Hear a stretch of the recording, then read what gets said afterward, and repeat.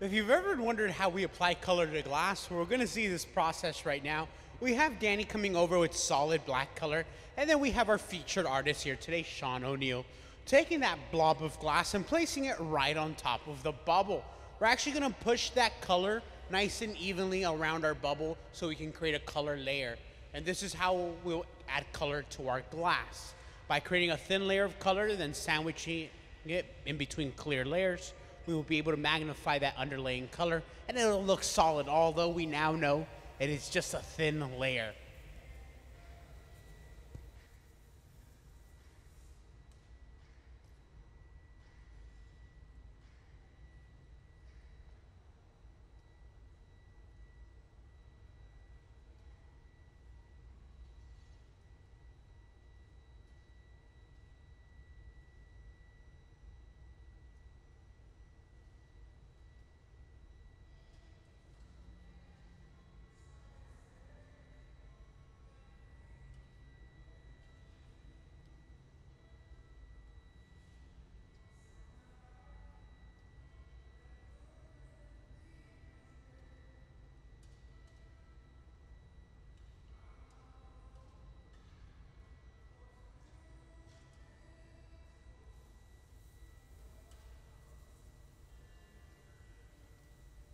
All right, so what are the temperatures we're dealing with here?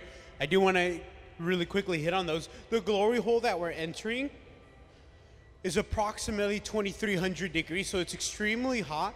It's powered by natural gas. That's our fuel source here at the museum. We then have two furnaces where the glass is being pulled out of, and those are about 2100 degrees. Now we have two of those, one on your right-hand side and one on your left-hand side.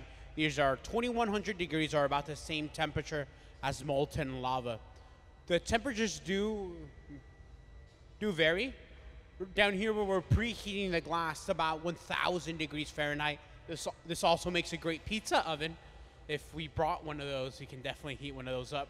But yeah, these temperatures do vary. Notice that down here in the center now, we're gonna switch over to something different. We're gonna be pulling the strands of glass from one end of the room to the opposite. So we have these cooling racks that we have down here so the glass can cool on. So just so it's not touching this bare concrete, makes it easier. We then have Cal down here, another glass maker. He has created what we call the post. The post is the opposite end. We can begin to stretch out our mass of glass. So we begin with the initial pull. Now, we're going for about the diameter of a number 2 pencil. So we're not going for incredibly thick or thin, but notice that down here, that diameter is essentially already set. What we're really working with is at this end of the rod down here where Jen is. Notice that that is still red and orange. We're still seeing heat coming from that. But down in the center, that black glass is beginning to cool down and we can see that true color of the glass. And again, this will be used later on in one of these very nice pieces that we have.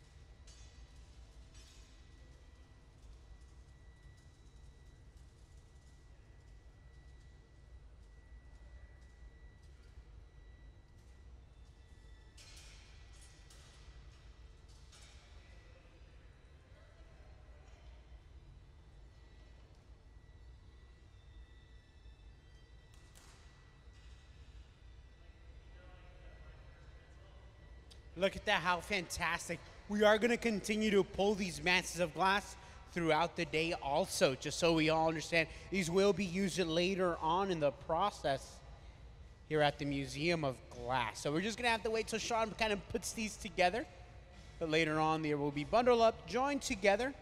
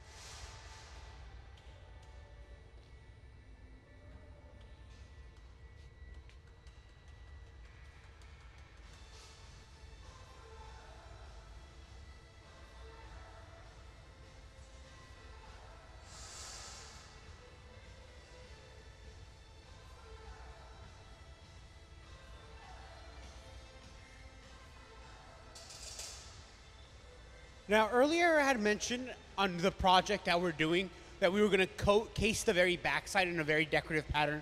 So earlier I described that we were going to have black on the outside and we are going to remove the black to show the very fancy pattern. We're actually going to reverse that. So the black will be on the inside and that very nice decorative pattern will be on the outside. Now, we've already made that into a cup. That nice pattern is already made to a cup and it's sitting inside of what we call the annealer. It's about 920 degrees Fahrenheit right now. We're gonna fill the massive glass that we have right now, and we're gonna fill that cup. What we're doing right now is we're gathering the necessary amount of glass to fill up the actual cup. We wanna fill it up just with the right amount, not too big or not too much, not too little. This way we can effectively use the whole cup itself. So that will be the next portion until we see the size of the cup. Now, to gauge the size, it just takes experience of knowing, working with glass to know exactly how much mass you need to fill up one of these cups.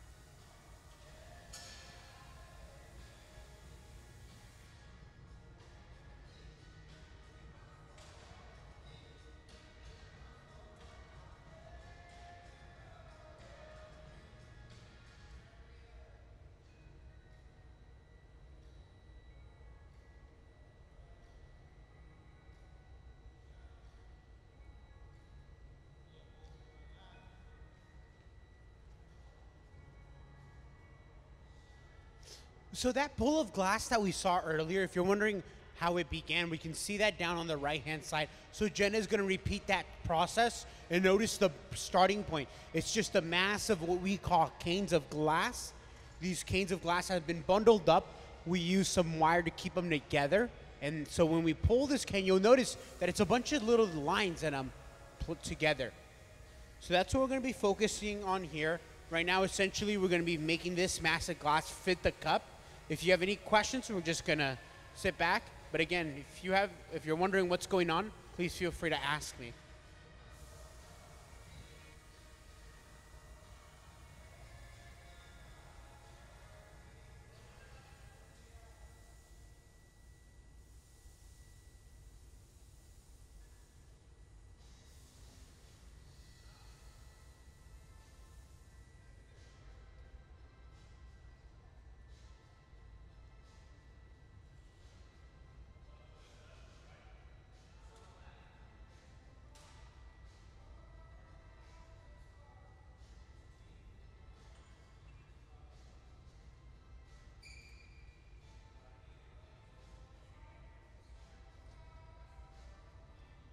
We come over for what we call a price check.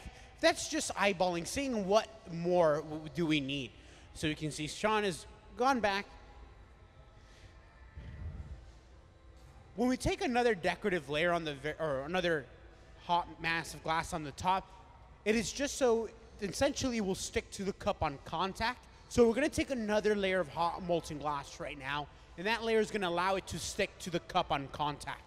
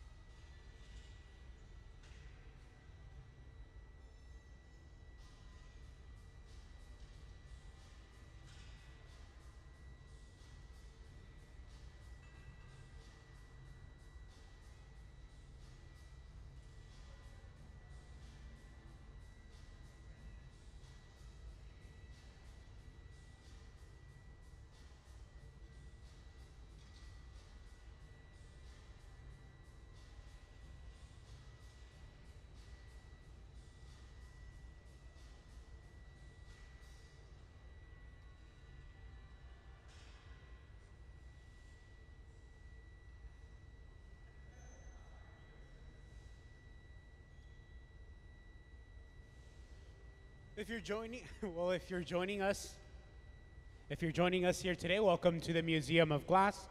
I thank you for joining us here today. Our featured artist is Sean O'Neill down here, and he's getting ready to stuff a cup. So down here we have our annealer.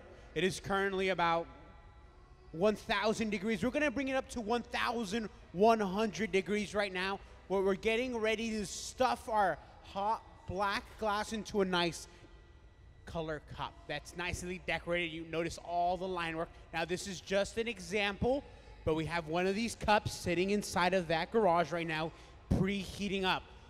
Once we stuff this cup, this is how we're gonna get two different colors, two different patterns in one single piece. So when we come out, you'll see this very nice decorative pattern. Now the piece that we're gonna be working on here today is gonna be similar to the examples we see out here on this table laid out nicely. One key difference that's gonna happen is this line work will be on the very surface. Sean will then later take this back to a cold working studio where he will remove the top layer of glass, which is that nice decorative color or lined work in the glass. He'll remove that to show the underlaying black glass. And that is the black core that we now have. That will be happening way later in the future, but right now let's focus just on the hot glass that's going on. Here at the museum, we have two furnaces, both holding approximately 1,000 pounds of molten glass. And yes, the museum has two of these on right now. They are never ever turned off. Any time of year, we turn this furnace off right now, and it'll take approximately 1 week for the glass to cool down, and then another week to heat up back up to a molten state. And so instead of wasting 2 weeks waiting for the glass, we just leave it on 365 days a year. The last time this furnace took a break was about 8 years ago, and it is still running strong. Powered by natural gas, which is our fuel source here at the museum, this furnace stands at 2,100 degrees, or about the same temperature as molten lava. So it is incredibly, incredibly hot. If anyone brings s'mores at any given time, yeah, we can make that work. We can make it possible. What we've been doing here is letting that core cool down so we can take the next layer of glass on the surface. If you want to see this action, you're more than welcome to come down here to this annealer as we begin to fill this cup one step at a time. So by taking this hot layer of glass, it is going to allow it to stick to the cup and fuse and eventually become one single piece. It is almost time for this moment. You're sitting in a really good place because you can really see what's going to be happening down here. But as our featured artist Sean comes right on over, we begin to fill that cup bottom to top. And when we come out here, you're going to see that pattern very closely.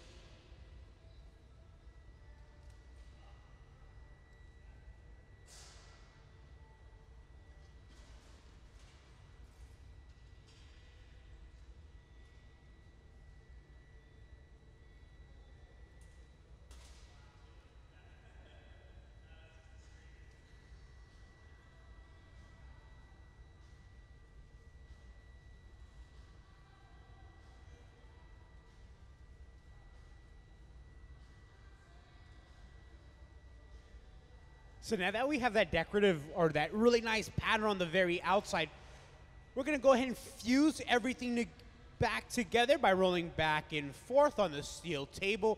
We're ensuring that that top layer has completely fused with the bottom layer now. For those of you who joined us a little later, I want to welcome you. Again, my name is David. If you have questions at any given time, please feel free to raise your hand or shout my name, and I'll be right on over to answer any glass-making questions. I'm even more than welcome to share my own experience. Now, with that said, let's sit back, relax, watch as our featured artist, Sean, brings this whole piece together. If you want to see some examples of what this will look like, well, look no further than the table down on your left-hand side as we have some of this amazing, beautiful work that Sean did earlier this month. Remember that the last chamber he's entering is slightly hotter than the furnace, at 2300 degrees. And the longer time he spends inside of this oven, the hotter the glass gets. And notice he'll begin to turn faster and faster to counteract the heat.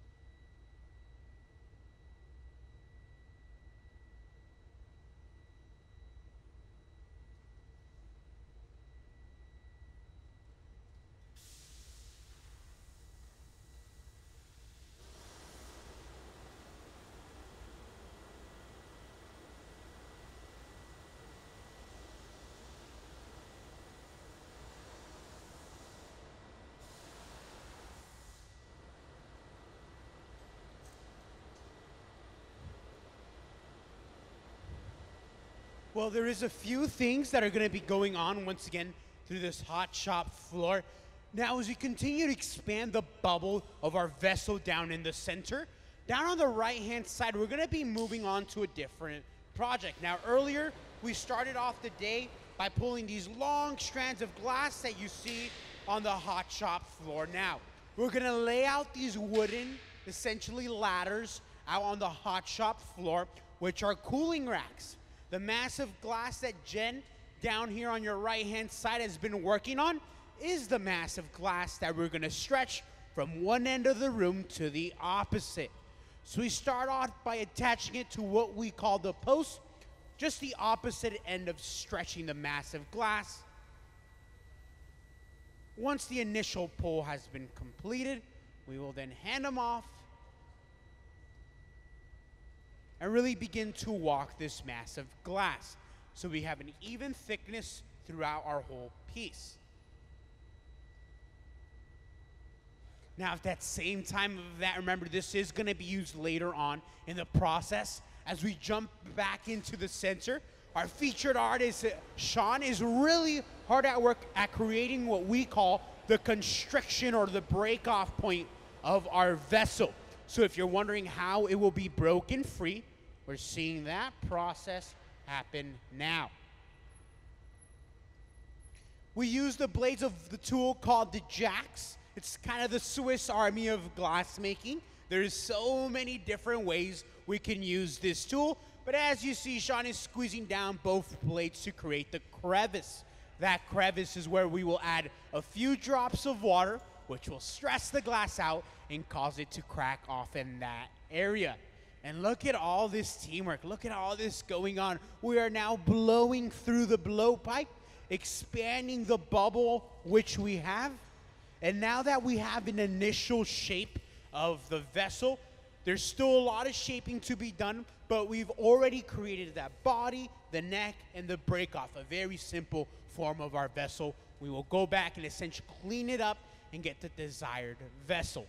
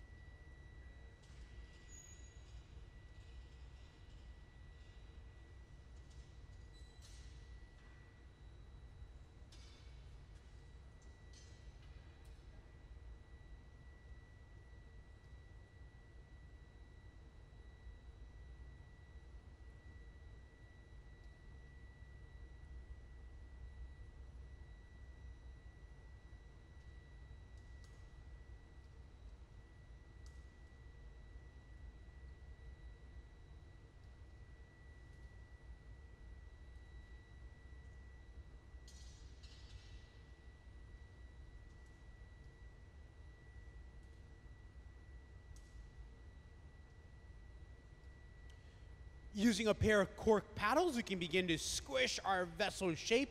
Now, this cork paddle is just a very dense layer of cork. Notice if we keep or we stay on one area too long, they will actually catch on fire. What the trick here is just to constantly move them. By keeping them moved, it's not enough time for them to catch on fire, although we will see a lot of smoke. However,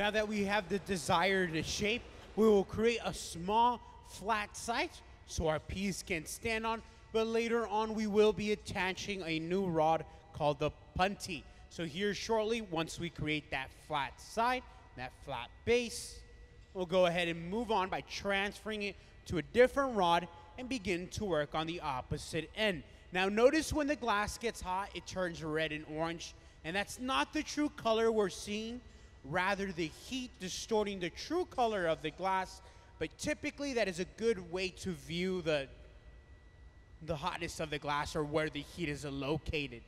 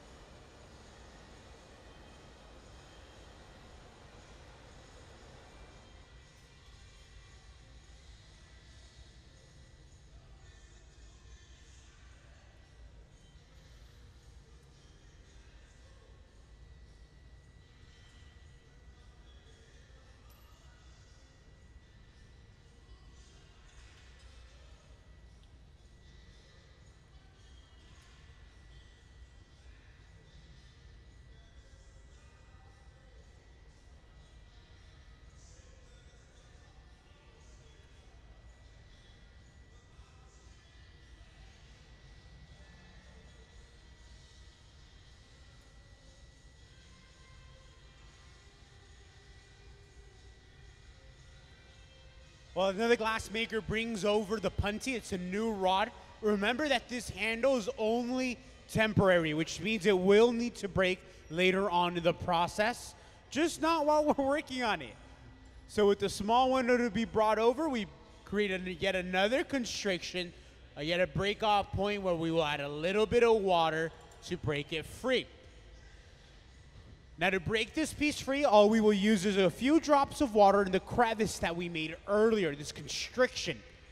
By having a crevice or that constriction and having a little bit of water, we can create a controlled crack. So as long as we do this right, the crack should not expand to anywhere through the vessel. A tap, it's broken free, and we can now begin to work on the neck area. The body portion of our vessel is complete. All we really need to focus on is the neck area.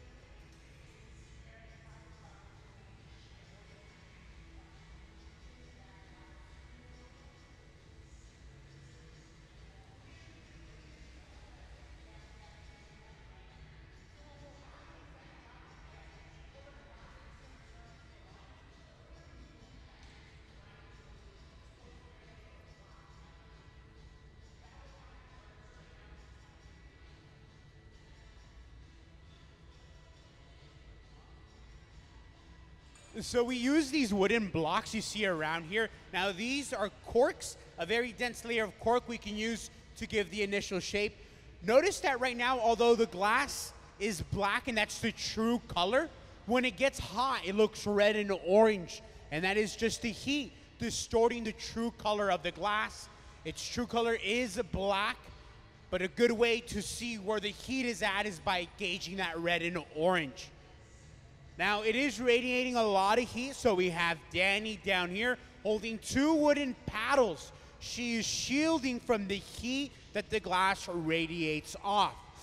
This vessel will go through a thinning procedure towards the very neck area. Since we create a break-off point, we also create a very thick glass towards the tip. So what we will do is actually thin it out by pulling it out, trimming it free, cutting it free off the glass, and then we will be left with a nice even thickness all the way around.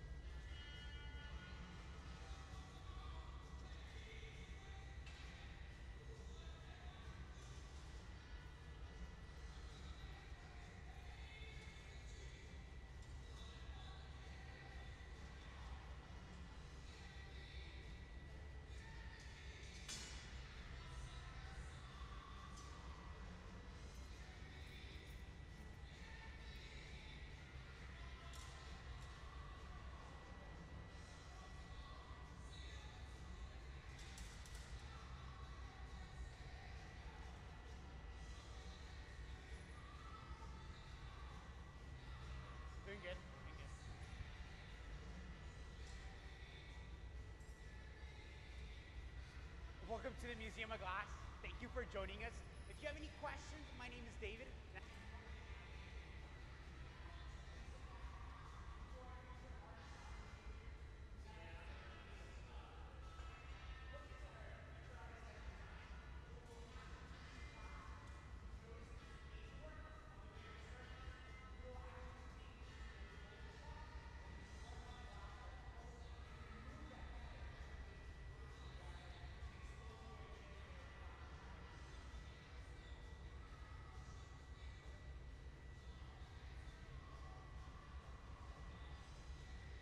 As we work on that neck area, notice we're still seeing a little bit of that red and orange, but we're stretching out that neck slowly.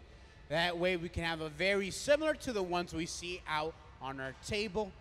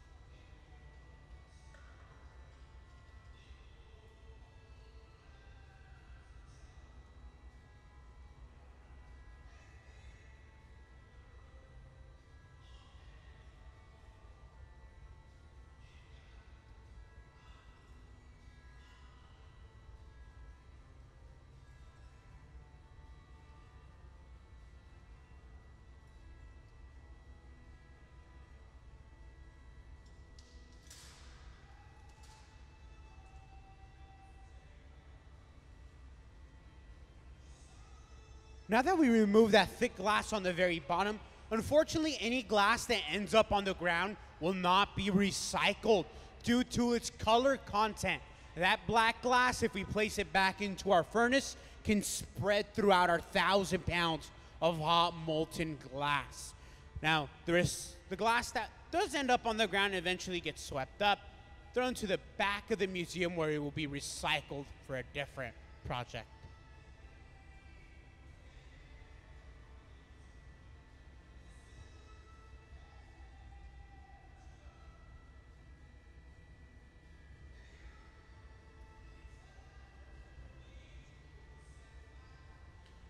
I do want to give everyone a heads up. Now that it's summertime here at the Museum of Glass and the weather really begins to change, remember that the museum offers complimentary water when you enter on your right-hand side. If it gets a little too hot here in this cone, please feel free to go out to the Grand Hall. We have our live streaming out in our little lounge area, and you're more than welcome to check the glass making out there where it's a little cooler than it is inside of here.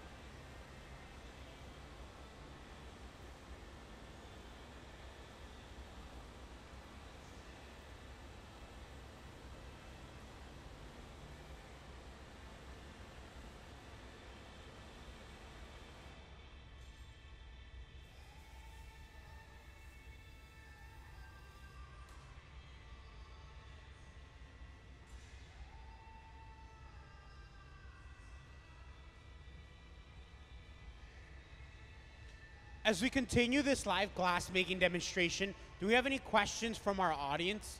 Any questions that you may have about what you're seeing here today? If you don't, it is totally fine. Remember to sit back, relax, enjoy the museum. Our heat source is natural gas. That's what we're burning here. And notice that there's like a weird sound in here, right? Like a buzzing or whirling sound. Natural gas is a low burning fuel, so you need a lot of oxygen flowing in, a lot of forced oxygen. That sound is the blower we use to force in all the necessary oxygen. Chances are if you go to any hot shop powered by natural gas, you're gonna find a very similar white noise.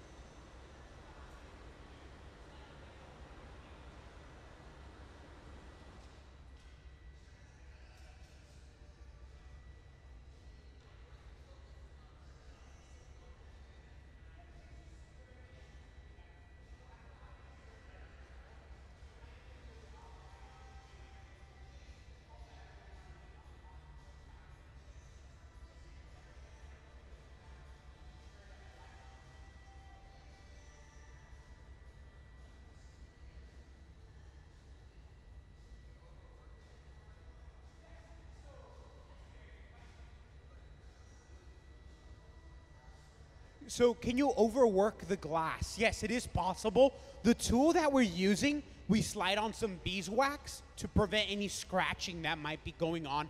But yes, it is possible. Once that beeswax essentially melts out, we can leave scratches left on the surface of the glass.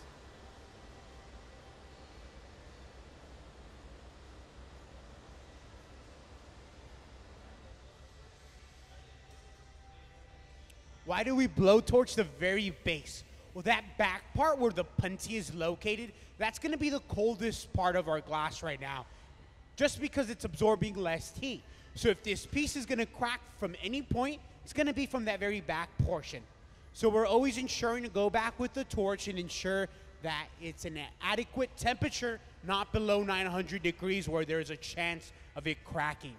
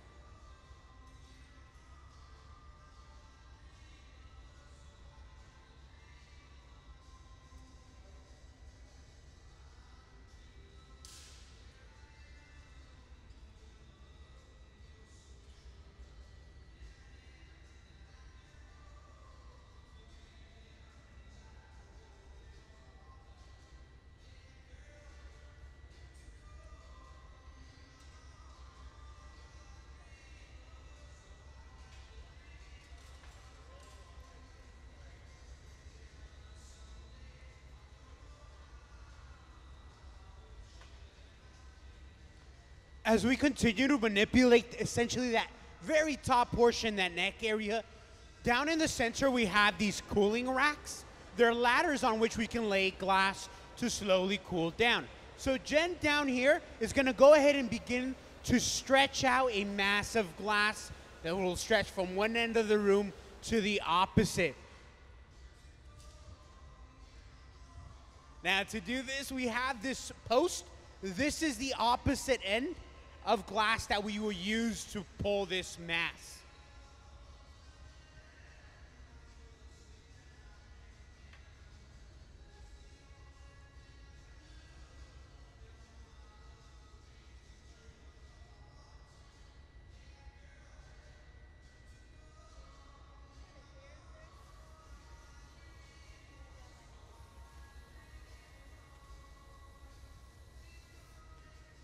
What we're going for here is an even thickness all the way around.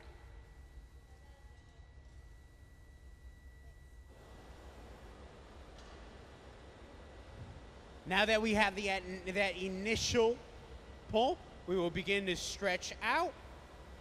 A little bit of compressed air ensures that we're not getting it too thin, rather that same thickness all the way around.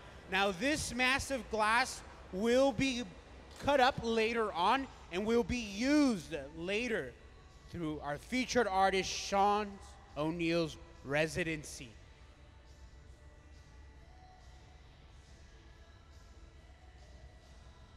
Now the vessel in the center is essentially complete, and the next step we will take is to set it into the annealing oven.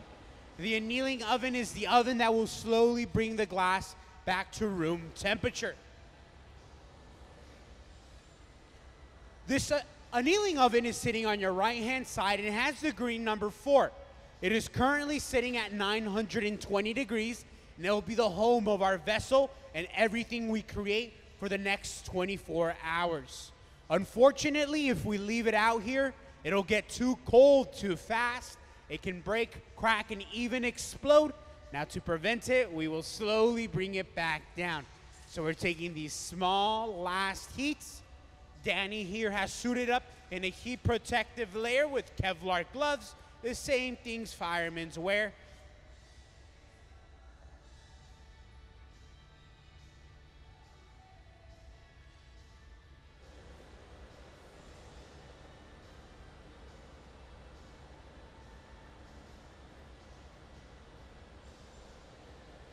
As we begin to build up heat towards the very back portion, this is going to ensure that when we add a little bit of water, the crack that we create won't travel throughout the piece, but rather stay just in that general zone.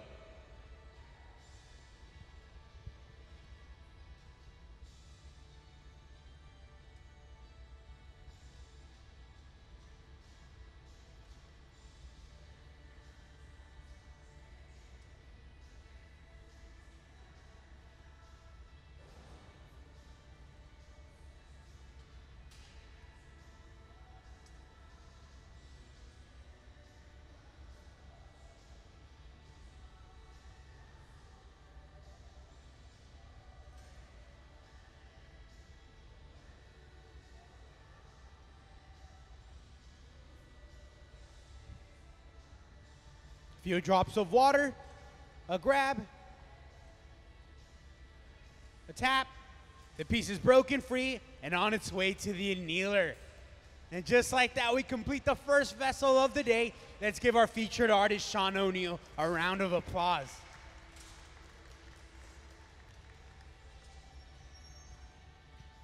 Well, the glass demonstration will continue throughout the day.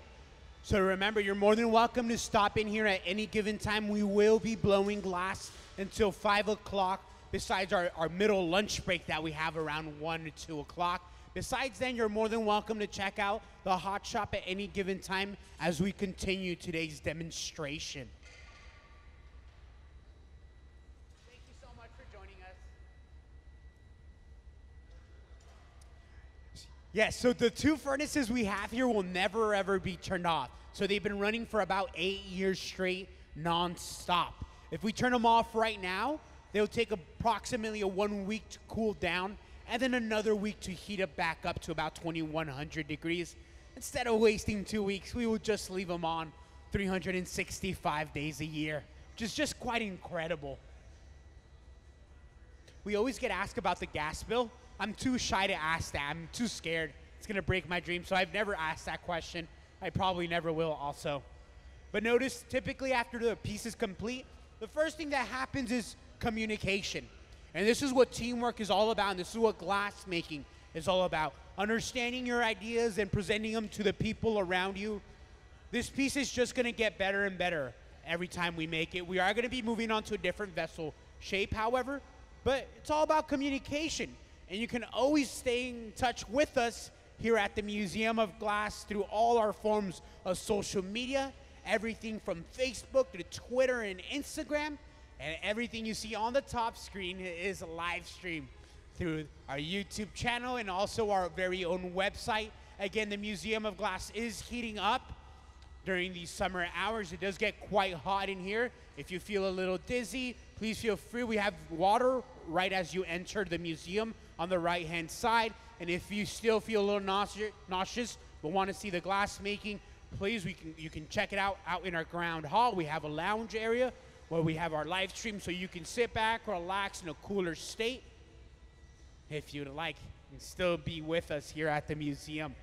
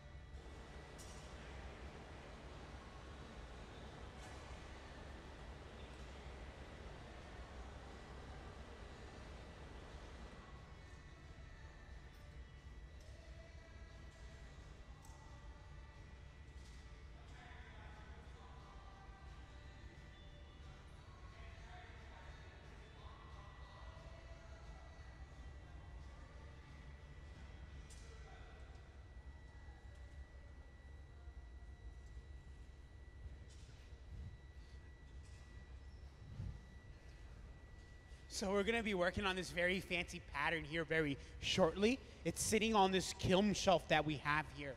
It's a very decorative lined glass that we've already pre-made. You're gonna see the very beginning portion, which is pretty fun. Right now, it's a sheet of glass. We're gonna make that into a bubble, which means we're gonna get that nice and hot, squeeze it together, and then roll on the surface to pick up that pattern and essentially make it a cylinder. After a cylinder, it becomes a bubble when we seal it up. So yeah, little bit by little, it's gonna be hard to believe, but that will be the next pattern that we work on here. It looks similar to the pattern you see here. The hole is approximately 2,300 degrees. So if you bring s'mores or something in here, we can cook that up. You bring a hot pocket, oh yeah, no, we got you covered here. You don't even need to go to our cafe. We got you covered here. The furnaces where the glass is being pulled out of is about 2,100 degrees, or about the same temperature as molten lava. Again, it does get quite hot. We do offer free water when you enter, just because it does get quite hot in here in this hot shop.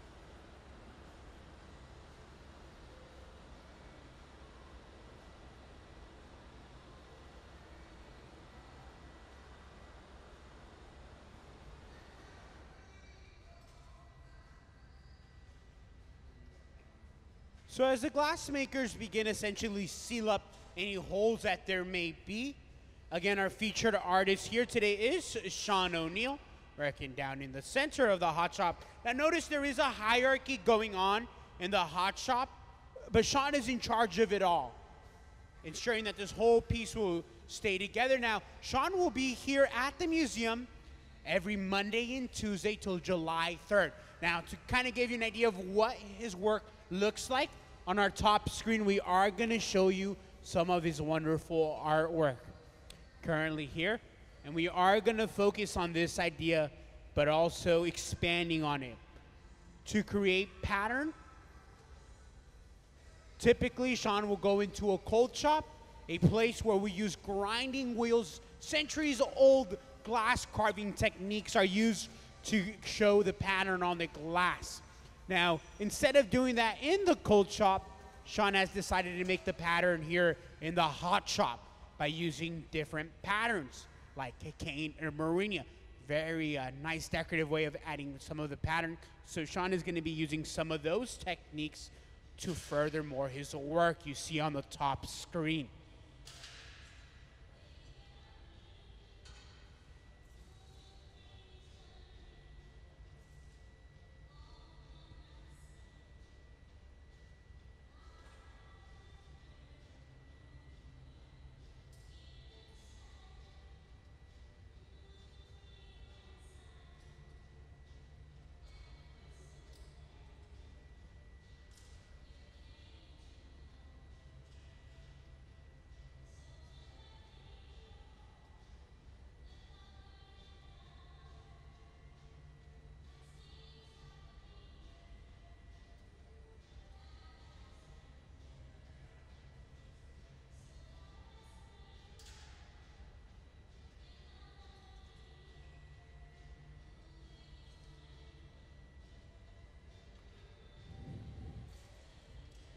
Now, Sean's work is quite beautiful, as you can tell here on our top screen, and we even have some of them to show you in person. So down here on this table, we've laid some of these out. I would set them on the pedestal we have now, but there is a mark that's left on the bottom when we transfer it.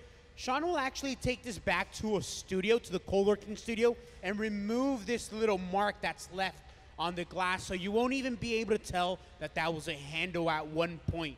But right now we can see some of that kind of more interesting pattern that Sean will be working on.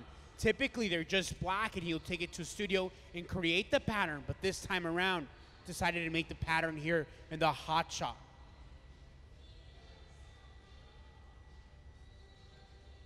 So this glass completely is made different.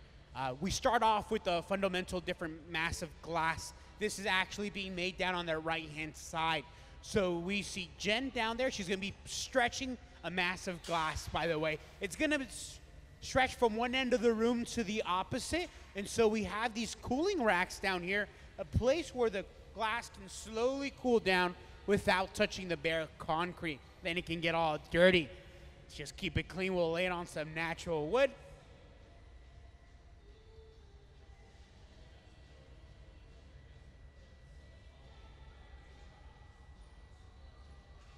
Yes, similar. Yeah, so this glass will go through an annealing cycle. Even though it's just gonna stay out here, it will be annealed once the glass is getting ready to be used. Theoretically, this glass that we pull out here, it will break. It might be in 500 years though. But to get over that, we're just gonna anneal it. So this glass that you see here is made from the pattern that we're pulling out now.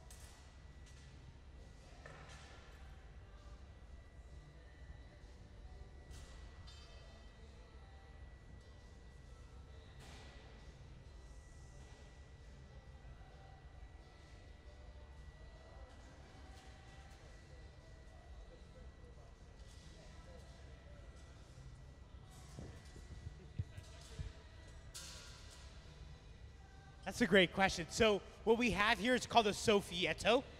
Once we transfer this piece to a different rod, we can use this to blow into the glass so we can begin to make it bigger from the opposite side. So if we remove the blowpipe, this is the only tool we can use to continue to inflate that glass blowing process. Yeah. And we always have one of these standing around here at the museum because you never know when you need one of these. So this one, we have a place where all our tools go, but this Sofietto stays out here just for emergency cases. This pole that we have here, by the way, this pole is used when the piece gets really, really large and we can no longer really carry it. We will use this pole, one person on each side, and we can walk around with it. Now, the rods that we use here in the hot shop, they're specifically made for offhand glass making. They're made out of stainless steel, which is a very poor conductor of heat. So the heat is not transferred all the way through. Rather, it's kept right on the very tip. If you take a close inspection of the rod, notice that Sean, his hand is where the rod is still shiny, directly behind the discoloration of the rod where we see it turn from dull gray to eventually black. So we actually keep our hand where the rod is still shiny, and that's a good way to say where the rod is safe to be held at. So now that we've closed up the hole on the very top, the glass blowing process can resume.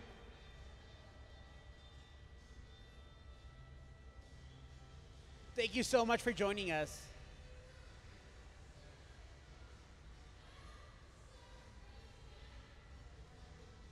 What is the difference between the furnace and the glory hole? Well, the furnace is where all the glass is being kept. So we have two of them here at the museum, one on the left and one on the right. I'm quickly gonna go open that door so we can kind of understand what's going on behind this door. But essentially there is a ceramic pot that we are heating up to that 2100 degrees Fahrenheit, and that's where that hot molten glass sits at. Essentially a hot bowl of glass is sitting inside of there. Now this furnace is always kept on. It is never ever turned off. And on the top screen, to make it simpler, we have a diagram. When we open the door, it just looks red and orange, but there is so much more going on. The furnace on the left-hand side, this one is running a little low on glass. So we are in the process of charging it, filling it back up with more glass. Now we do recycle glass here, and we can see some of that recycled stuff. It might be like a broken cup that the team didn't complete or wanted to recycle. So this glass will be placed back inside that ceramic pot. We increase the temperature for our furnace when we are charging to about 2300 degrees to ensure that everything's gonna melt evenly, and we're gonna have a nice consistency all the way around.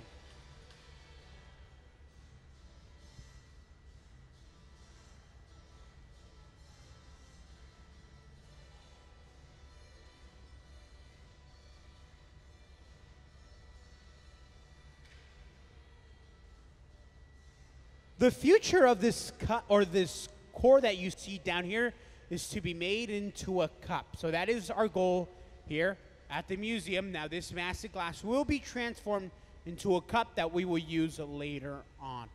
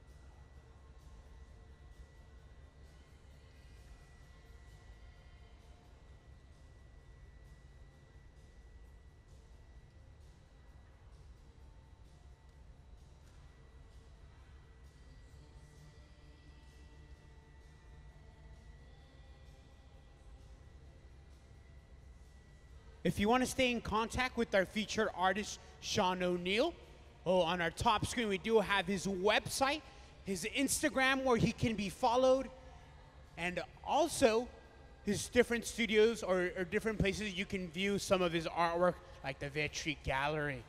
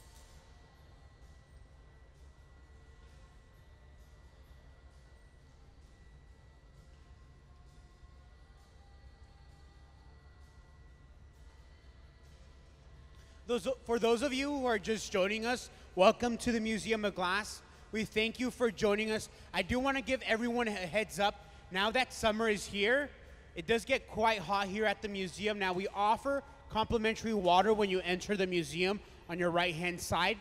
But if it still gets a little too hot and you still want to see the live glass making, you can always join us out in our grand hall. We have a lounge area. We have our live stream set up out there, so you can always watch the live glass making even just outside of here where it's a little cooler and not as hot down here. But again, everyone, please stay safe. Please stay hydrated at all given times. We'll make sure to do the same down here on this hot shop floor. We see Sean that has already exited the furnace. Remember, this is where the hot glass is kept. Depending how big we want our piece to get, we can take one roll in the clear glass, or we can take several dips inside. This will just determine the thickness of the cup and also how big, the scale of it.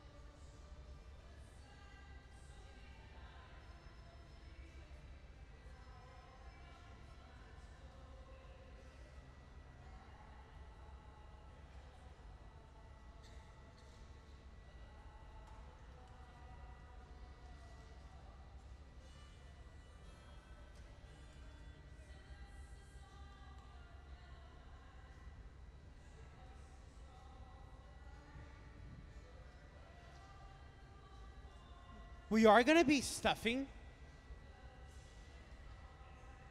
this massive glass that you see here into another cup that's sitting inside our garage. So earlier you saw Sean come over, and what we do is called a price check. When we come over to see and gauge how much more glass we need to fill the designated cup inside. Now, if you want to see this process, if you're sitting on this end, you have a really good view, but you can always crowd around the annealer. It's about, it's almost up to 1,000 degrees already. So we're gonna get this cup quite hot. I believe it's gonna go up to 1,100 degrees, getting even hotter. So when the glass meets that cup, everything's going to be fine. Everything's going to be essentially at a similar temperature, and they're going to stick to one another. What we're doing right now is beginning to gather the necessary amount of glass to fill that cup. And to do this, it just takes experience. Experience knowing how much glass to gather and how much volume the cup inside of there can fill.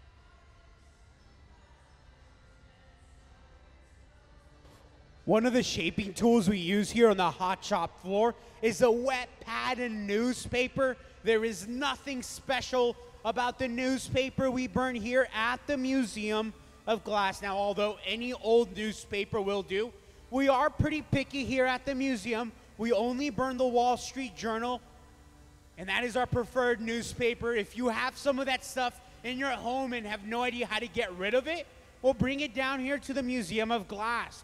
We are more than happy to recycle that newspaper for you. This is read, drenched in water, folded, and then back into the water as it's used as a shaping tool. Typically when we're using that shaping tool, notice that someone will stand on this end and they're gonna stand by to blow air through the blowpipe. This is the actual glass blowing part of glass making. And if you're wondering how much air we blow, it does vary, but typically it is about 1 or 2 PSI, which is the same air pressure you use to blow out a candle. So it's not a lot, right? But it does vary. If you're up on the top balcony, you can hear the communication going on between Sean and the team. He might say like blow softly or blow hard or blow gentle, different amounts of air that should be flowing through the blowpipe, or even cap, where we place our finger over the blowpipe to ensure that when we're squeezing the bubble down, that air is just not deflating, that we're not deflating our mass of glass.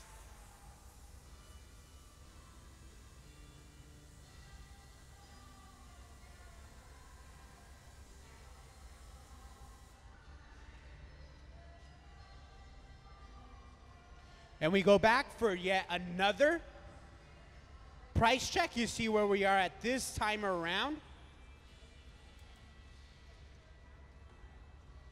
So once again, if you guys want to see this process, please crowd around the annealer. The cup is located on this end, so if you're standing essentially on the stairs, you're going to get a really good view of this.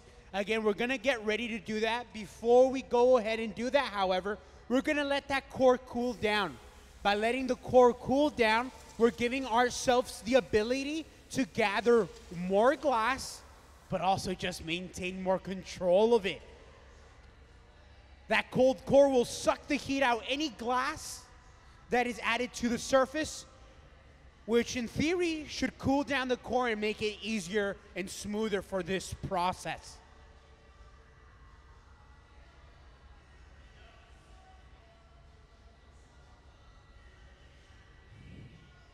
Well, Sean's really gonna let that core cool down if he wants to gather a lot of glass.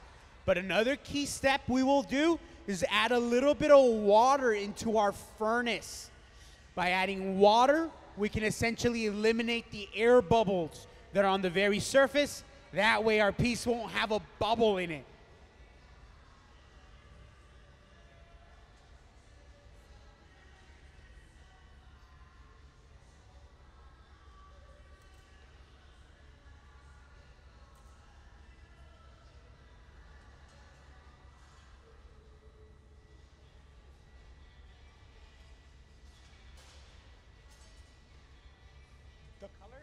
How do we create the colors in the glass? So the colors themselves are made by adding different metals from the periodic table of elements. Different metals will produce a different color. It really depends on what your favorite color is. Do you mind me asking what that might be? Blue. To create blue glass, we will add cobalt. To create the black glass that you see here, we will add manganese By adding a little bit of manganese, you can create purple, but most black glass is just a lot of that same component. To create green glass, we will add iron and chromium. If you like a red and pink glass, you just have expensive taste. Red and pink glass is made from gold, which makes it some of the more expensive color in the glass industry. And you're paying for that gold content, of course.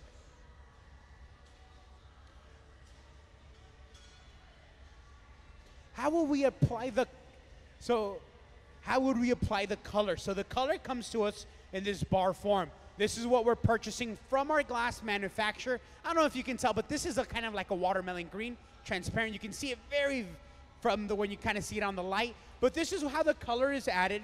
We will place this on top of a bubble. So we'll get this nice and hot, spread it around that bubble to create a thin layer color. We're just creating thin layers. Most of the pieces you see in your home that are colored glass, they're not solid glass, by the way, solid color. It's just a thin layer color. They add clear glass to magnify it, which will underlay that solid color on the very bottom. All right, so if you want to crowd around the annealer, we're gonna watch as our featured artist, Sean, fills this cup.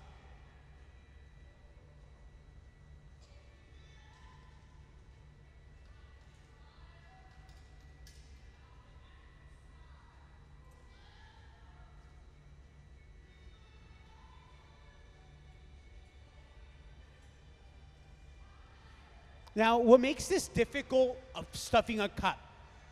The reason why this is more of one of the advanced moves is, first of all, you never really know how much glass you need. That really takes experience. And here's the second reason why it's really advanced to do a stuffed cup, is that if we do any sudden movement when we're stuffing that cup and we accidentally nick the side or something, it's very bad. And a giant air bubble is created on contact when you do that. And essentially, if you nick the side, might as well throw the piece away, because there's gonna be this giant air bubble on the side. That's why not many people do stuffed cups, because that does happen. And if there's a giant air bubble there, it's kind of hard to remove it, and it can essentially stay in that piece forever.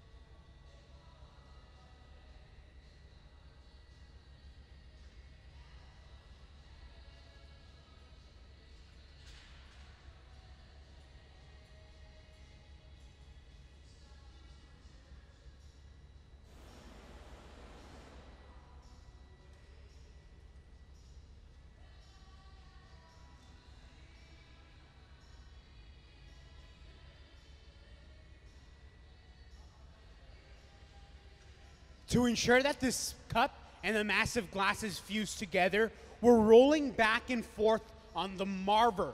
The marver is the steel table that we use to shape the massive glass.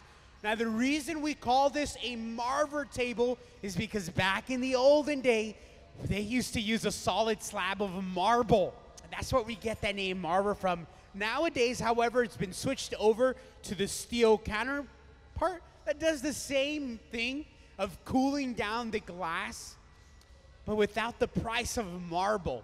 Another reason why it's been switched over is because marble can crack under enormous temperature. So if we gather fresh hot glass, placed it right on top of a marble slab, we can actually crack it. Now, it is rare, but every now and then you'll go to a studio and they'll just have a very small slab, a really small one. Nothing large, just a little kind of, and it's most of the time it's always broken too.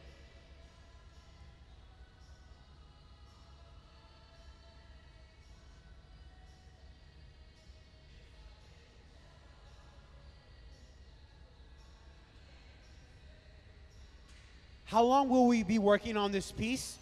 Oh, so far we've been just working on the pattern, the massive glass, and also just the underlaying color. So once that's really the beginning process. Now the actual blowing of the vessel will happen quite quickly. So within, I would say, about 30 minutes, we would see the initial shape, and then maybe 45 minutes we should be done, maybe an hour. It really depends how much more glass we want to gather and how decorative the vessel shape will be. But the glass blowing part, it's going to happen now here. We're going to begin to expand this bubble. Yes, he is going to complete this piece right now. We're going to see a vessel made out of these pieces now. So some of the work that Sean creates is sitting right here on this table. I brought it out so we can kind of begin to understand. Sean is known for this shape of this vessel, and he's working here on creating this pattern that you see on the surface. Typically, Sean, to create the pattern in his work, he goes back to his cold working studio, and using centuries-old glass carving techniques, he creates a pattern, which is just beautiful. This time around, Sean has decided to make the pattern here in the hot shop. You have a question? How much does this rod weigh right now? I would say this piece weighs around 18 pounds, maybe 15 pounds. Now, that might not seem like a lot. You might say, well, that's what I lift at the gym. Now, remember that this is all on the end of a blowpipe, so it can feel like you're going fishing.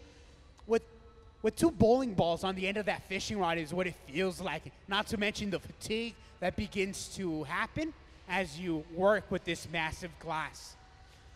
Now, there is a hierarchy going on. So the person in the center, which is our featured artist, Sean O'Neill, is what we call the gaffer.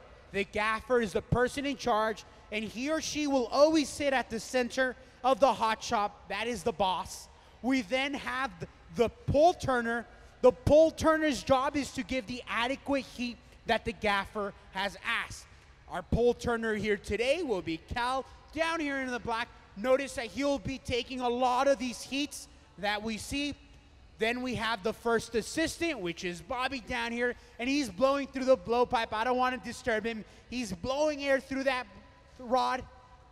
And then Sean, using that wet padded newspaper, is controlling where that air is expanded to.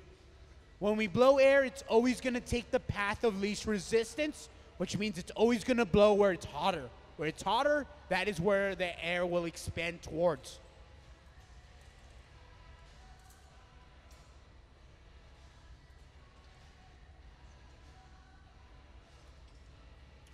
Down on the right-hand side, we have another crew with another gaffer. So on this end, Jen would be our gaffer, and then Danny down here would be the first assistant.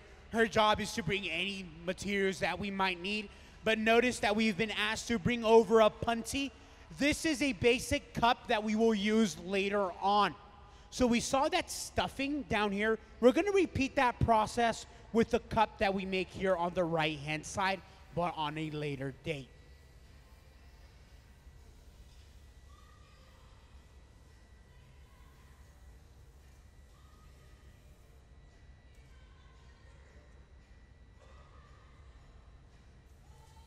This is something I always find truly unique about certain glass makers, and Sean is definitely one of them.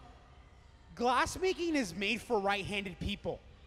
I've, but as we can tell, Sean is not right-handed. He makes it work, and it's a unique way to see glass making, just because the movements are very similar, but yet it just has this smoothness, I guess I would describe it as.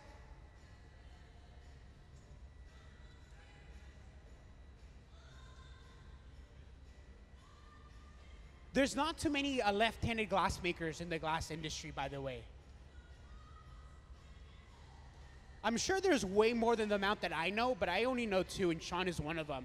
But I'm sure there's way more than that, but they are quite rare.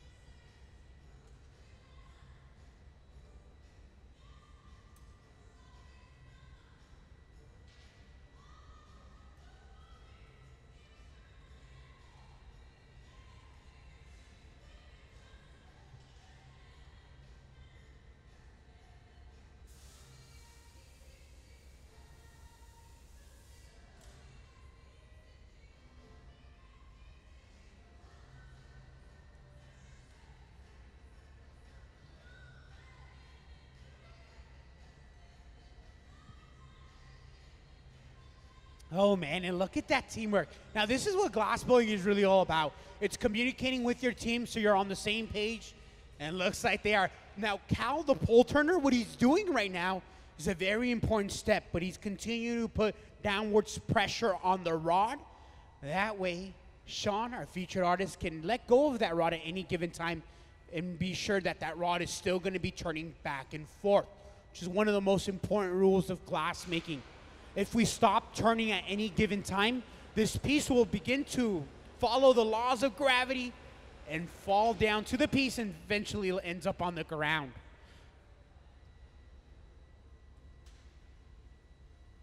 And that is why we're always turning the rod.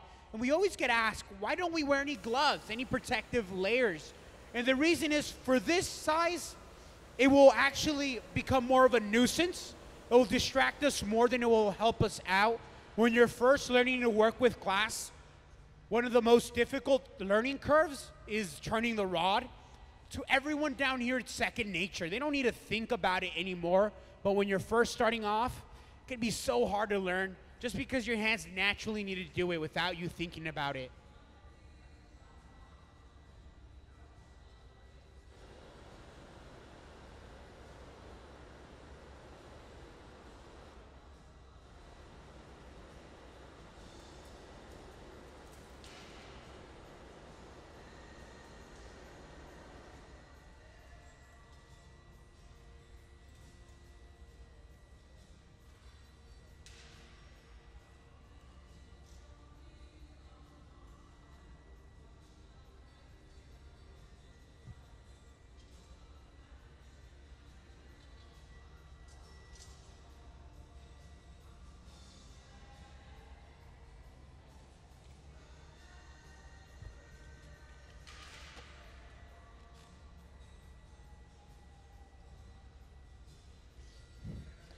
So this is one of the most difficult moves. Now notice we come out, this glass is red and orange. That means it's heat.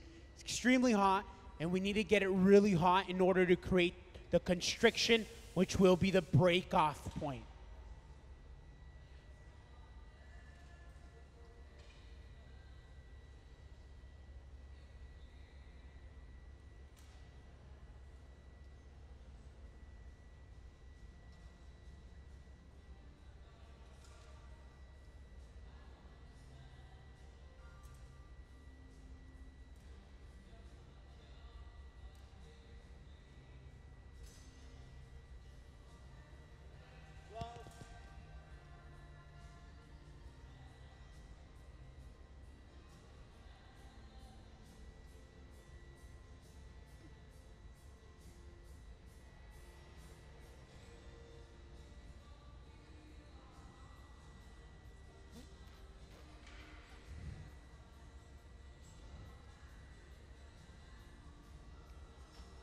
Stop.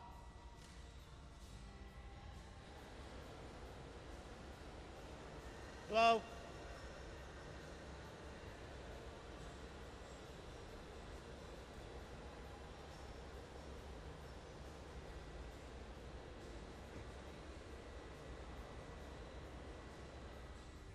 Stop.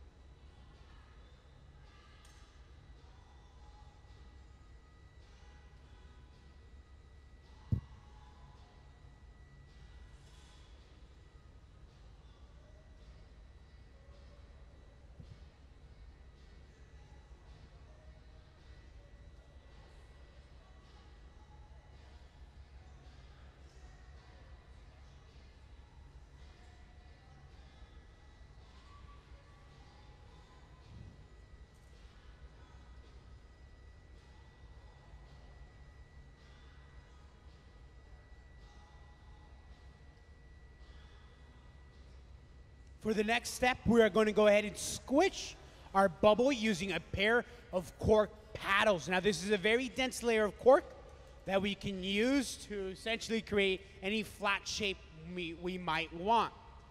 When we're squeezing down the hole, tap.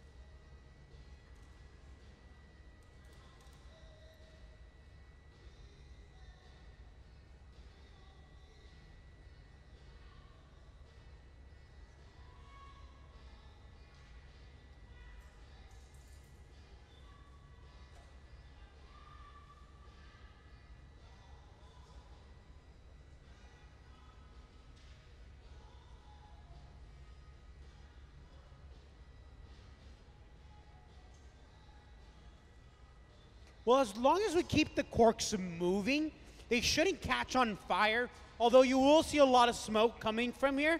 It's totally fine. We're professionals, all right? So we're going to keep it safe.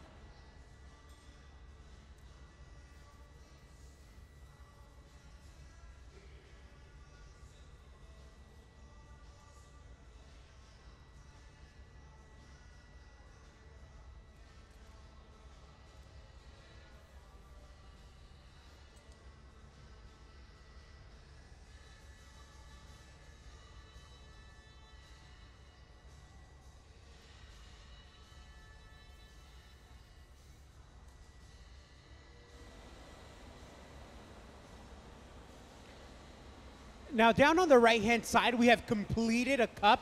This cup, again, will be used later during Sean's residency. So this cup will slowly cool down for the next 24 hours or so. Unfortunately, if we create anything and leave it out here, it'll get too cold too fast. It can break, crack, and even explode. Now, to prevent it from breaking, we will slowly cool it down over the period of the next 24 hours.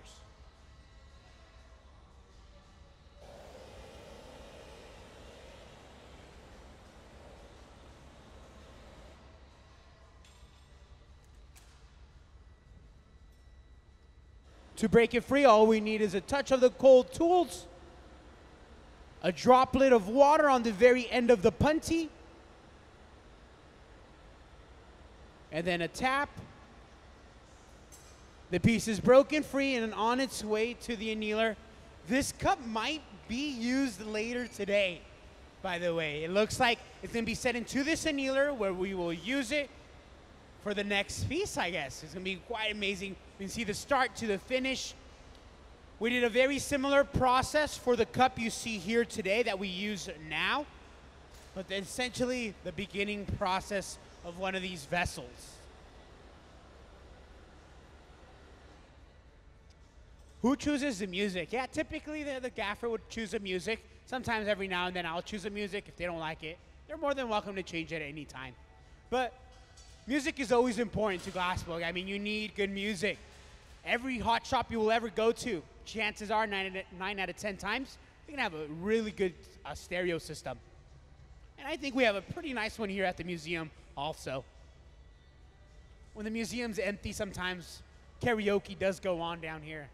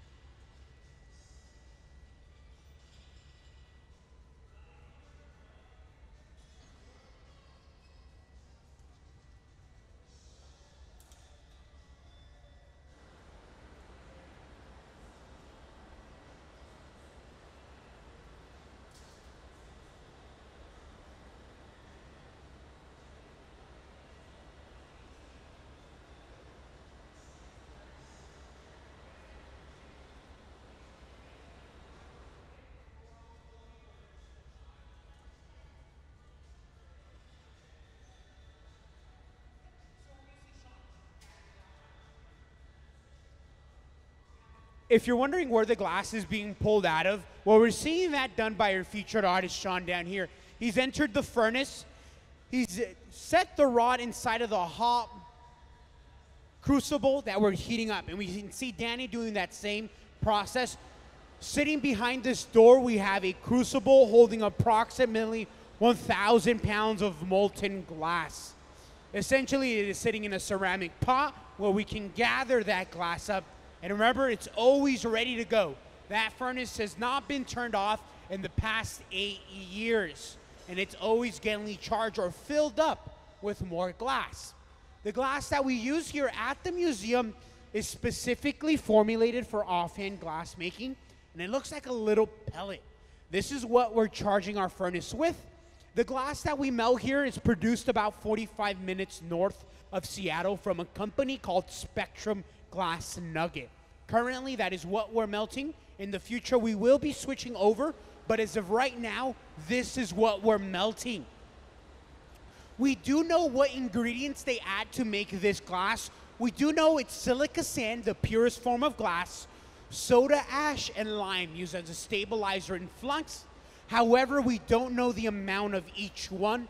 There's a general idea that it's like 60 silica and the rest 20/20, but we are unsure of, and and it is top secret what they're melting. Like, it's top secret. No one knows besides them, which is pretty amazing. It's like top secret to them. Only the high-ranking people there know exactly what they're adding to the glass.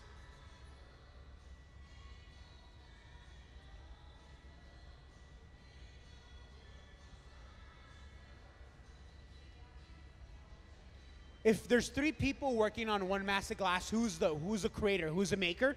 That, in our case, would be Sean O'Neill, our featured artist here in the center. I do want to show you some of Sean's work. So as we get ready for the transfer, glass making is all about teamwork. If you want to make something large, something big, complex with pattern, you need a crew. You need a lot of multiple hands. But Sean will be credited as the maker of this piece. After all, he is the artist designing the piece. Sean will be here at the museum every Monday and Tuesday until July 3rd. But let's see some of Sean's work. We do have some of this work out here in our table so we can see some of it in person. But on our top screen, let's go through a little bit of Sean's work. And at the very end, I'm going to show you where you can stay in contact with Sean through his website, his Instagram, and also his gallery representatives.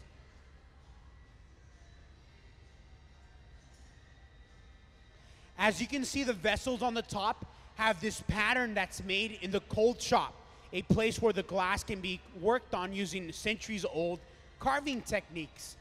This vessel that you see in the center will be a similar fate of being set into a cold shop where it will be manipulated, again using those same grinding wheels. Now that we're adding this new handle, this new rod to begin to hold with, remember that this is only temporary, which means it will need to break later on in the process. Just not while we're working on it, of course. With any sudden pulling or tugging on the glass, this massive glass can end up on the ground. So it's very important that we bring it over at a proper temperature. A little bit of water and a tap, the piece is broken free, and we can now begin to work on the top half of our vessel.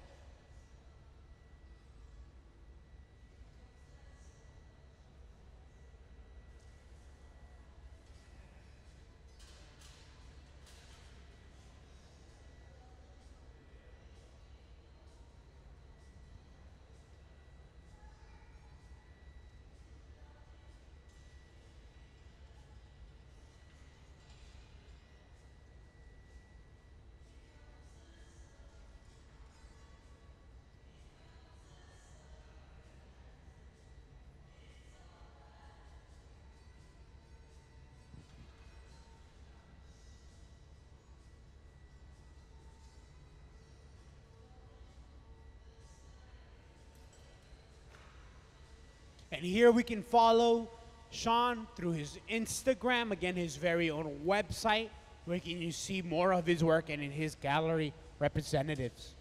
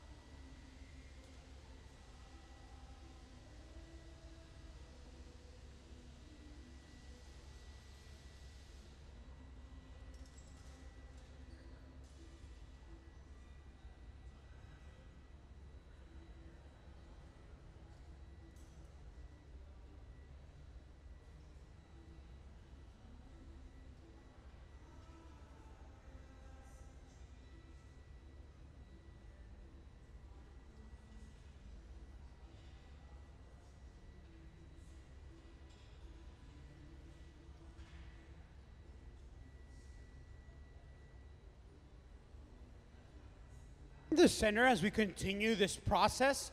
If you're wondering how the color is applied, well, we can see on the right-hand side, we bring over the solid color and drop it right on top of a bubble, and then that color is spread around evenly around the bubble to create a density or a dense layer of color.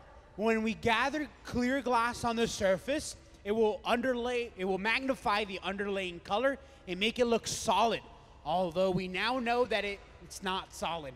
Most of the pieces in your home that are colored glass are probably playing the same trick of color overlay, magnification. Even the pieces you see here, it is just a thin layer of black. But when we add clear glass on that surface, it looks solid, although we now know it is not. And again, most glass will be playing the same trick. It is possible for some of the glass in your home to become solid or be solid glass, or colored glass, I should say. Most of the time, though, it is not, however.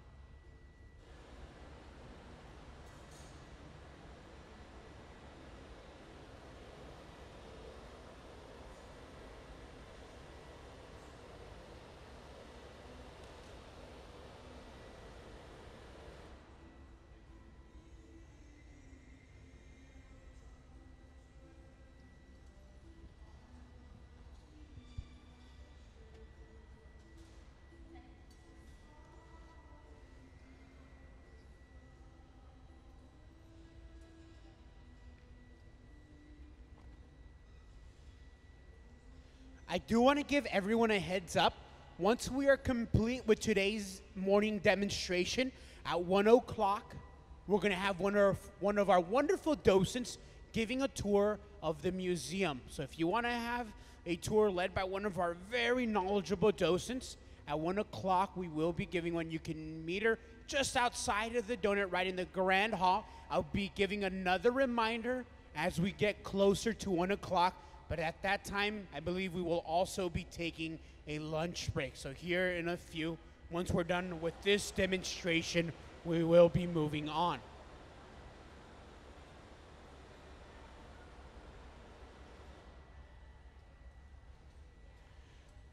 For our audience that is with us, we want to thank you for joining us. I do want to give everyone a heads up. Now that it's summertime and the Museum of Glass is beginning to heat up, we do offer complimentary water when you enter the museum, or the cone at least. On the right-hand side, there is water. Please feel free to stay hydrated, everyone. It's very important down here. I know sometimes it gets hot. You might feel a little nauseous. Grab some water. If you don't want to stay here in the hot shop due to this heat, you can see the live glass blowing right in our Grand Hall. We have a lounge area, and we have our TVs set up for our live stream, so please stay safe, right? If you feel it's too hot in here, please, you can watch us out in the Grand Hall as we continue this process. Notice that the furnace on the left-hand side, it's running low on glass, so we're in the process of charging it, filling it back up with more glass. So we see Nick, every now and then, about every hour, we will charge our furnace, placing recycled glass and some more of that Spectrum glass nugget. Currently the glass that we melt here at the museum. If you want to melt glass in your own home, it is possible, but you would have to go to a local beach. So here at the museum, we're pretty close to some beaches. We're close to Titlow Beach and Owens Beach. But if you want to make glass in your own spare time, you didn't hear this from me, but I will tell you, you just have to create a really large bonfire. I mean, really large. And here's the secret. The secret is making a little chamber, a place, a hole where air can flow in. Because what you're really going for is oxygen that's necessary. So once you create like a little chalice, a chamber for air, here's another secret. You grab a little seaweed. Seaweed, place it right below that fire. It's going to act the flux. And it should theoretically lower the melting temperature of that sand to more of about 2,100 degrees, a little bit more easier to be obtained. But that's another secret. A little bit of seaweed right below that fire should help out.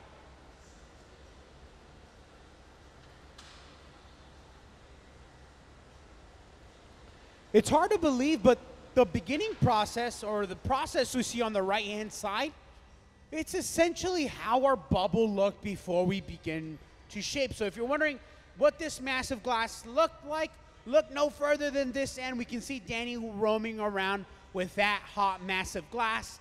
If you brought marshmallows in for some s'mores, you can definitely cook some of those up right here just using the heat of the glass itself.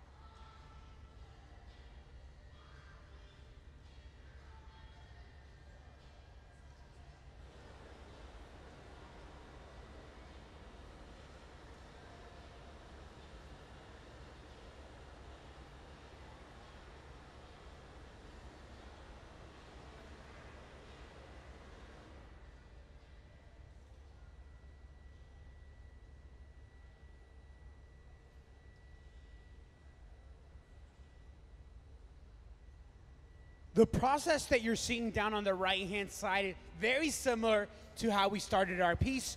We use a wet pad and newspaper. It is folded, drenched in water, and we burn right through our newspaper. We then are blowing through the blowpipe, as you see Danny here, constantly blowing air through that blowpipe can expand the bubble and manipulating however we may want using different tools.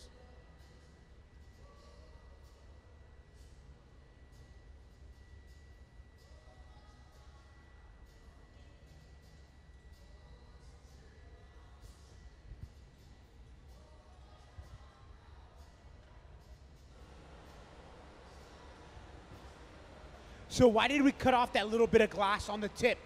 When we make a constriction, we also thicken the glass towards the tip. Even these pieces, there's always a little bit more glass we break free. We do that so we can get rid of thickness and we have a more even thinness throughout the whole piece. And nearly every single piece ever made through history will always go through a thinning process or a thinning procedure one way or another.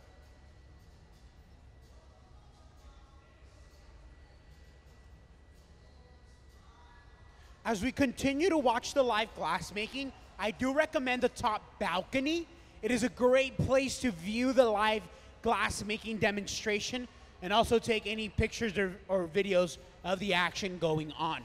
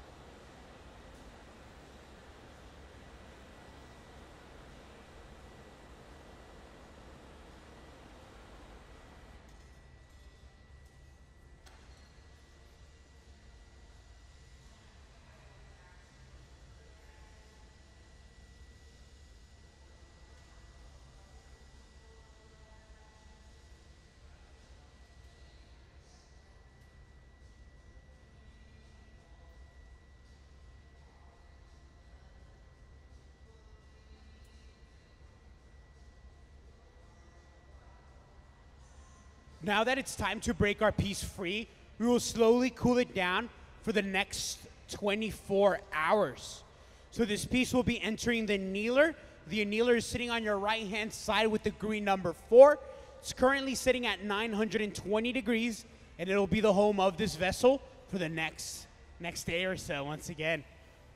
Sweet, so we've stood it up in this heat protective layer with Kevlar gloves, same thing that firemen and firewomen use in fires. So we're gonna go ahead and grab it, it can slowly cool down.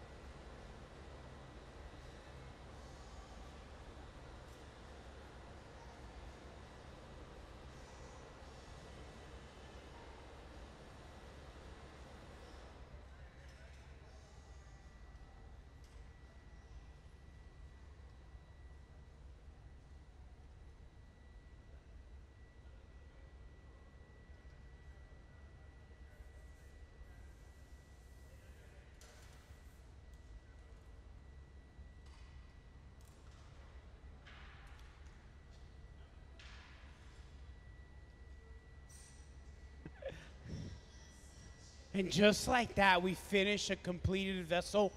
There's still so much more work that this vessel will go through. But let's give our whole crew down here, but most importantly, our featured artist, Sean O'Neill.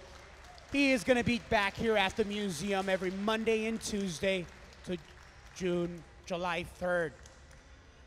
I do want to talk a little bit about what will happen to that piece. On the top screen, we're going to show some of Sean's work so we can understand, but that piece is not nearly complete yet. Sean will take it back to a cold working studio where he will use different grinding wheels, centuries-old techniques of cutting glass to show the pattern that's on the very inside. On the very inside, we have this decorative cane work pattern that we applied earlier, but it's hidden right now below that black. Sean will remove that black to show some of that really nice cane work on the very bottom. But oh man, still a lot of hours left to do that. I mean a lot of time. Sean, how long will Sean work on that piece when it's cold? Easily 10 hours. I mean, easily. That stuff just takes so much time.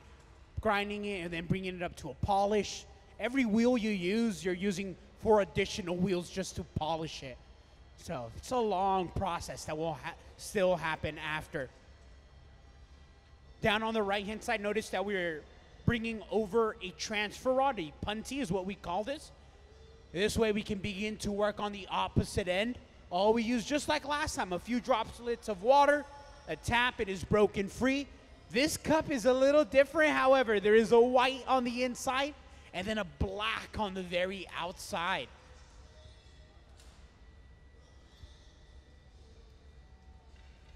Thank you so much. We are going to continue the live glassmaking demonstration here until we're done with the cup on the right-hand side. Remember that we are giving a docent-led tour at the end, which will be around 1 o'clock. But please, if you want to see our wonderful galleries through a very knowledgeable person, our docent, please stand right by the donor, right by the front entry of the gallery where she will be standing by.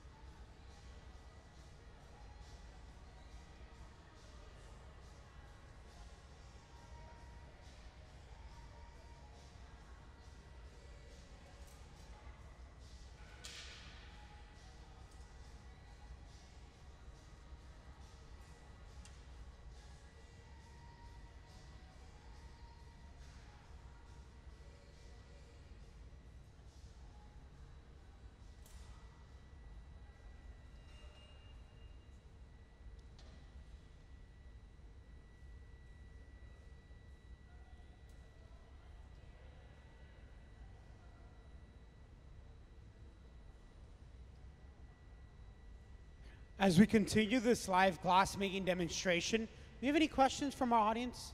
Any questions that you may have about what you're seeing here today? If you don't, it's totally fine. You're more than welcome. Sit back, relax, and enjoy the show. Again, our featured artist here today is Sean O'Neill.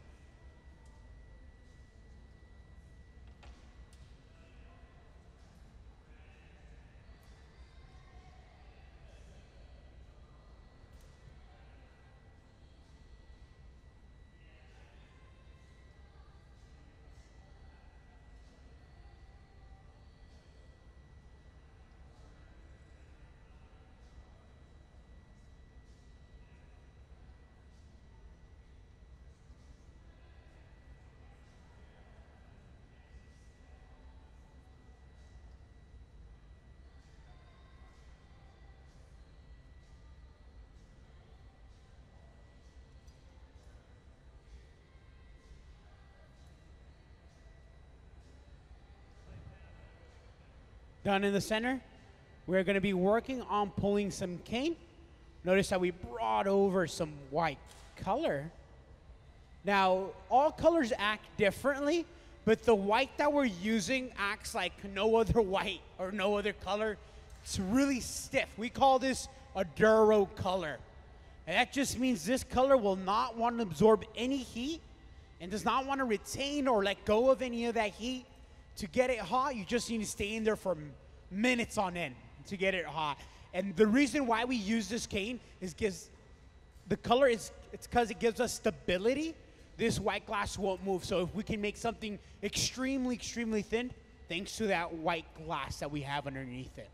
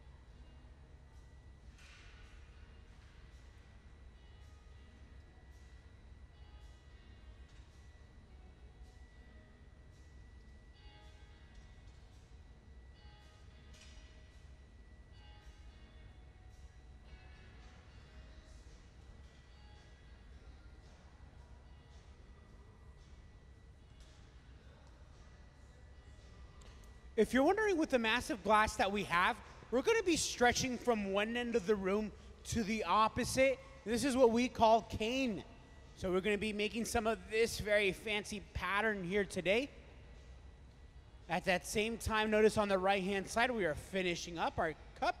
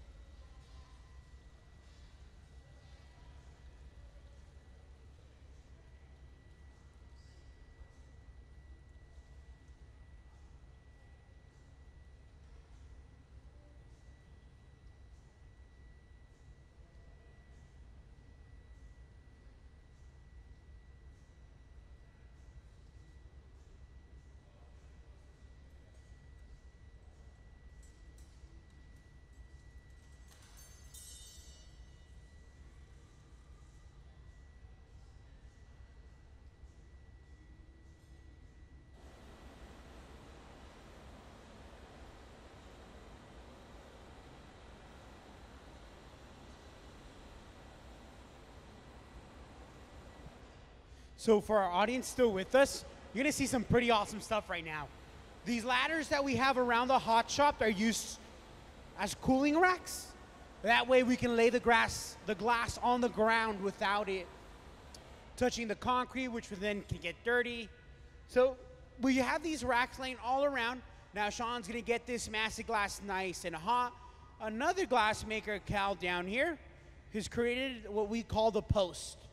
It's an opposite end that we will use to stretch this mass from one end of the room to the opposite. So we're gonna stretch this out. What we're looking for is the diameter of a number 2 pencil. This is what we call cane. This is a very beginning cane. We can let it later make to a more complicated design or the line effects that you may see in our gallery. So this is what we're gonna be making. We're looking for the diameter of a number 2 pencil. I'm gonna go ahead and stretch this mass of glass out here very shortly.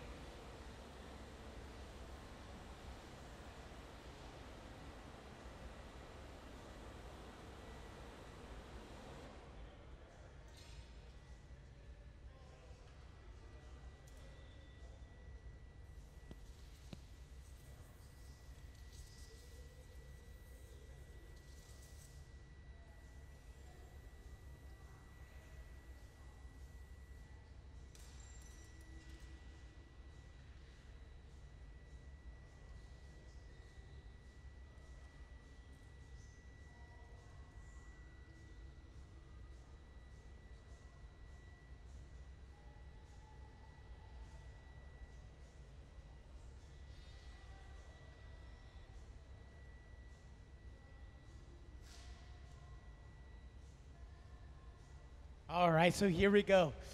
This is always incredible when we're watching pulling cane because it's like pulling taffy. We're doing the initial stretch. The initial stretch is going to determine our diameter. Once that diameter has been chosen, all we got to do is begin to walk it. Begin to walk. Now, the mass of glass is being stretched from right here. This down here, it's already cool. We're no longer manipulating, but we can see Sean's end with still red and orange, still mass. Mass likes to hold heat. And this is where all the length is being pulled from.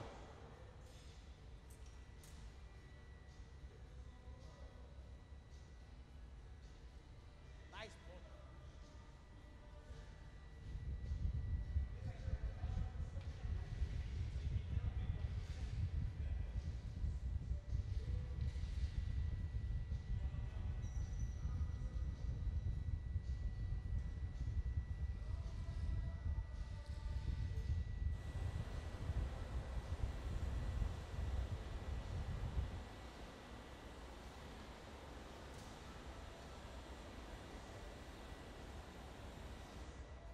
Isn't that just amazing? Again, this cane will be used later on in the glass making process.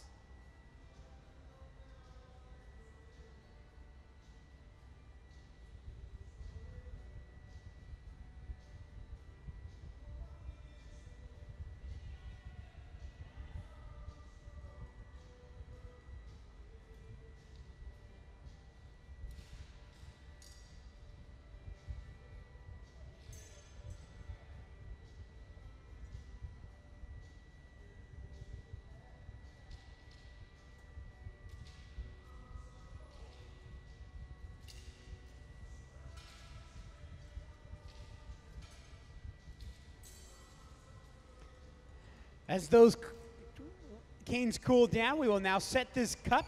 Notice it's a white on the inside, black on the outside.